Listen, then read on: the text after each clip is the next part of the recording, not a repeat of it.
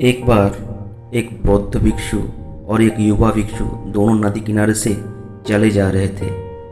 तभी उन्होंने देखा कि एक लड़की नदी में डूब रही है और बचाओ बचाओ करके आवाज़ दे रही है। युवा भिक्षु तुरंत नदी में कूदा और लड़की को नदी से बाहर निकाल लाया। इस तरह से उसने उस लड़की को बचा लिया। इतने में वृद्ध भिक्षु गंभीर होकर बोले, तुमने उस महिला को छू लिया। अब मैं बुद्ध से कहूँगा और तुम्हें दंड दिलवाऊंगा। दोनों बुद्ध के सामने पहुँचे।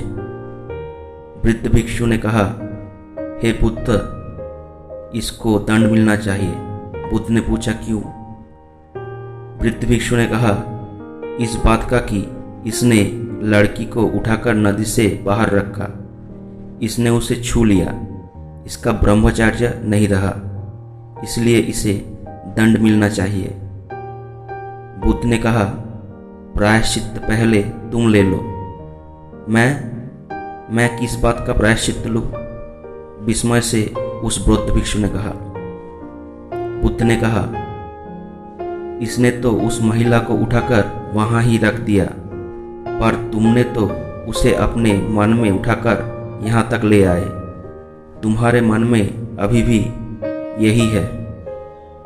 तुम इतनी देर से उसे ही सोच रहे हो। इसने तो वहां रखा और भूल भी गया। सुनो, मैं तुम्हें परिणामों की निर्मलता को लिए एक 4 उपाय बताता हूँ। पहला, हमेशा मन को स्वस्थ रखना, दूसरों के बारे में विकृत नहीं करना। दूसरा, इंद्रियों पर विजय प्राप्त करना। तीसरा, अच्छी संगति में रहना। चौथा, प्रार्थना करना।